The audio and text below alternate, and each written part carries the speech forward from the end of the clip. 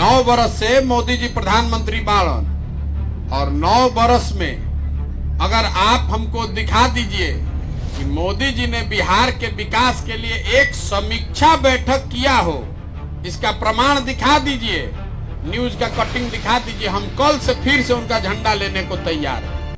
हम ही वो आदमी हैं 2014 में मोदी जी का प्रचार किए, 12 में 13 में हम आई रही बिहार यूपी में आदमी मोदी जी के नाम ना जानत रहन, घरे घर आदमी मोदी को जान गया।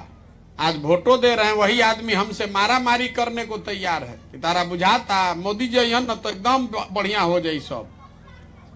अब देखिए हमने के जाए इतना आदमी बानी जा, सब आदमी मोदी जी के वोट दे ले बा, 40 में से 39 को एमपी जिता के हमने के भेजले बानी जा। मोदी जी विकास कैलन कि ना कैलन, बिहार के उसे कोनो फायदा भइल कि ना, नुकसान भइल कि ना, सब बात छोड़ दी। 9 बरस से मोदी जी प्रधानमंत्री हैं, 9 बरस से मोदी जी प्रधानमंत्री बाड़न और 9 बरस में अगर आप हमको दिखा दीजिए कि मोदी जी ने बिहार के विकास के लिए एक समीक्षा बैठक किया हो, इसका प्रमाण दिखा दीजिए, न्यूज का कटिंग दिखा दीजिए, हम कल से फिर से उनका झंडा लेने को तैयार है। 9 बरस में एगो बैठक तक उस आदमी ने नहीं किया, लेकिन जनता बा कि फिर जाके कमल के ही बटन दबाई। अब फिर वह कहतन कि नेता हमारा के ठग ले लस। अरे नेता कहां आपको ठग रहा है? नेता तो अपनी चिंता कर रहा है, अपने बेटे की, अपने बच्चे की चिंता कर रहा है, आप खुदे ठगा रहे हैं।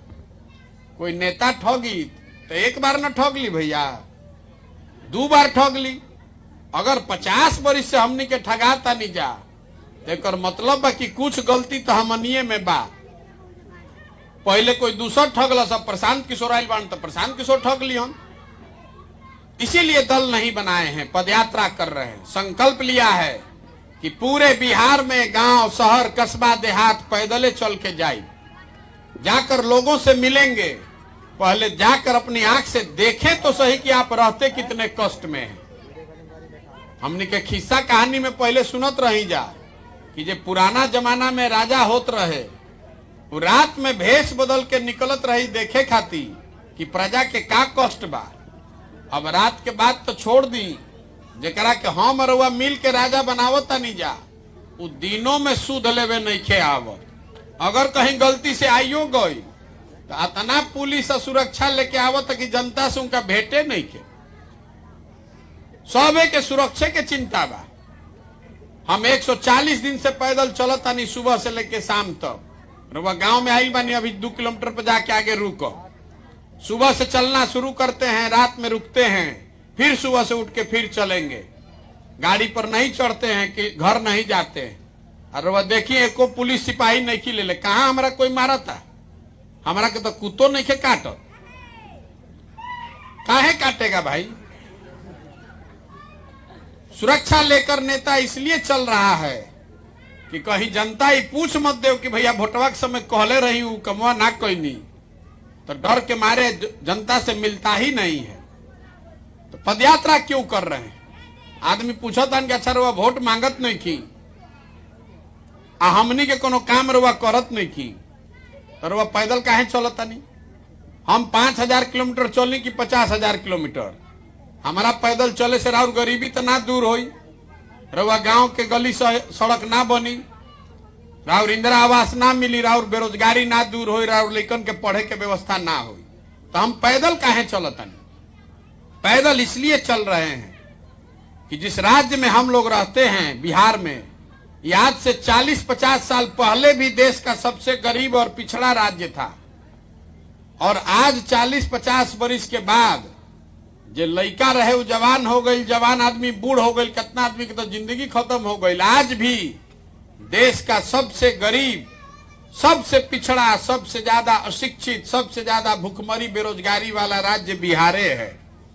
सुधरते नहीं के रवा कितना साल पहले कांग्रेस के वोट देनी जा हमनी के, ओकरा बाद गरीब के बेटा लालू जी के वोट दियाई, फिर उनका के हटा के आदमी कहल कि पढ़ल लिखल नीतीश कुमार के ले आवो।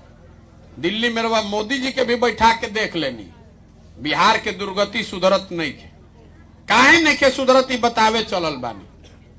देखिए बिहार में जहां चल जाई 4 आदमी बैठी तो यह बतियाई के एजा कितना दिक्कत बा, एजा इतना भ्रष्टाचार बा, सड़क नहीं खे, नाली नहीं खे, खेत में पानी नहीं खे, 2000 के धान 1500 में बेचतानी, लइकन के रोजगार नहीं खे, कुछो नहीं खे। सब रवा बतियाई ए पर चर्चा करब, रवा तो पहले ही से मालूम, हम में नया क्या बताई। ये सब बात आप 5 बरस बात करते हैं, लेकिन जहिया वोट होई वो दिन ये सब बात भुला जाए। बिहार में वोट के दिन आदमी के 4 गो बात याद बा। पहला बात, हमार जात का बा, के हमारा जात के खड़ा बा, चलो ओकरा के वोट दियाई। जे जात से बच गई ओकरा के हिंदू मुसलमान भारत पाकिस्तान के नाम पर वोट लिया था। काल तक रउआ संकल्प ले ले बानी कि अब की हाली ना दे मोदी जी के वोट। ये जब भाजपा के एमपी जीत के 5 बरिस मुंह नहीं खे देखले, रोड खराब बा, स्कूल नहीं खे, कोई काम नहीं खे भई। आ जहिया वोट होई तो आदमी हल्ला मचाई, अरे भाई सब हिंदू एक हो जा, मुसलमान ना जीते के चाहिए। एहू से ना भलते आदमी कहता कि अरे भाई नीचे उठकर ऊपर देखो, ऊपर मोदी जी के देखो। जब पाकिस्तान के सबक सिखावे के बाद तू रोड में अजुराइल बड़ा, चलो जल्दी भाजपा के वोट दो। तो जे जात से बच गई धर्म में फंस गई। जे दोनों से बच जाता तो बिहार में जनता का एक बड़ा हिस्सा ऐसा है जो कहता है कुछ हो जाए ललटेन ना आवे के चाहिए, ललटेन से बड़ा डर बा। तो सब बात भुला के जाके फिर भाजपा के वोट दी, भैया ललटेन के रोको कैसा हूं। और चौथा हम लोग का मुसलमान का वर्ग है, ये लोग कहते कि भैया जी ही चाहे मरी, भाजपा के ना वोट दे सकी जा। भाजपा तो मुसलमान विरोधी पार्टी बा। तो बिहार में बचल के, बिहार में तो 2 गो दल बा, एगो मोदी जी के भाजपा, एगो लालू जी के ललटेन। नीतीश कुमार के तो कोनो दले नहीं खे, कभी ललटेन पकड़ के लटकियन, कभी कमल के फूल पर बैठ के पवरियन, रवा पते नहीं गई कि जो यहन कहा एक खाली रवा ललटेन पर हम सब है, हमनी के लागल जितावल तो उछल के बेंग जैसन चल गए कमल पर। अब क्या हाली कमल समझ के रवा वोट देनी तो आके चमगादड़ ऐसा लटक गई ललटेन पर। तो मुसलमान कह रहा है कि भैया जिए चाहे मरे, भाजपा को दे नहीं सकते हैं, तो ही ललटेने लौकत यही में दियाई। रवा ईमानदारी से बताई, यही 4 चीज पर सबे वोट देता भाई। तो काहे के माथा पीटतानी, काहे के माथा पीटतानी कि बड़ा भ्रष्टाचार बा, पढ़ाई नहीं खे या रोजगार नहीं खे। अरे भाई जब रउआ जानतानी, हम जानतानी, तो नेतो लोग जान रहल बा। उनको मालूम बा कि बिहार के जनता कतनो बतिया ले, हंस के गा के गरिया के भोटवा तो यही 4 चीज पर पड़ी। तो काहे के काम हो को, काहे के काम होई भाई। तो जितना आदमी हमनी में जात पर वोट देता हम ओकरा के बतावे आइल बानी कि देखी रउआ कहता नहीं कि नेता जात के राजनीति करता। हम आपको कहने आए हैं कि जात का राजनीति नेता नहीं कर रहा। सबे कहते कि लालू जी जात के राजनीति करता हूं। हम रोज मन से कहते हैं कि लालू जी बिल्कुल जात का राजनीति नहीं करते। जात का राजनीति अगर लालू जी करते तो ये न कहते कि भाई यादव समाज में जो सबसे काबिल आदमी है वो बिहार का नेता बनेगा, सब यादव जी लोग आप लोग वोट दीजिए। लालू जी कहाँ कह रहे हैं, लालू जी ये कह रहे हैं कि हमारा लड़का नेता बनेगा, सब यादव जी लोग आप लोग वोट दीजिए। इनमें कोनो गलतियों नहीं खे भाई, सबके अपन लड़का के चिंता होके के चाहिए। लालू जी अकेले बाड़न, मांझी जी कहता कि हम रह, हमारा बाद हमारा लड़का रही, कुल भूया समाज के आदमी हमला के वोट दो जा। कोई पंडित हो गई तो पंडित के नेता कहता कि हम रह, हमारा लड़का रही, कुल पंडित जी लोग तू लोग वोट दो जा। यही हाल है जो कुशवाहा का नेता है, जो राजपूत का नेता है, जिस समाज का जो नेता है, वो जब नेता बन गया तो जात और जमात नहीं देख रहा है, अपना और अपना परिवार देख रहा है। ये आपको लग रहा है कि हमारे जात का नेता है।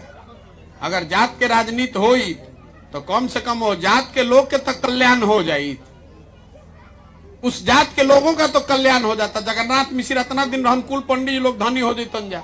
लालू जी इतना दिन से बालन, सब यादव जी लोग कष्ट उनकर दूर हो जाये। ये आपके हमारे मन में है। नेता नहीं जात की राजनीति कर रहे हैं, नेता अपना और अपने परिवार की राजनीति कर रहे हैं। तो हम पैदल इसलिए चले हैं, वोट नहीं मांग रहे हैं, आपसे हाथ जोड़ रहे हैं घरे घरे जाके। अरे मेरे भाई, अगर आप अपना और अपने बच्चे की चिंता नहीं कीजिएगा तो कोई दल, कोई नेता, कोई जात, कोई विचारधारा आपकी चिंता नहीं करेगा। लिख कर रखिए, हमारा अपना अनुभव है। रवा नेता के देखले हो कब मन से संगे कभी बैठ के को फोटो खिंचैले हो, कभी हमारा संगे रहे वाला लोग बा, कोई नहीं चिंता करने वाला है आपकी। आपको अपने बच्चे की चिंता खुद ही करनी पड़ेगी।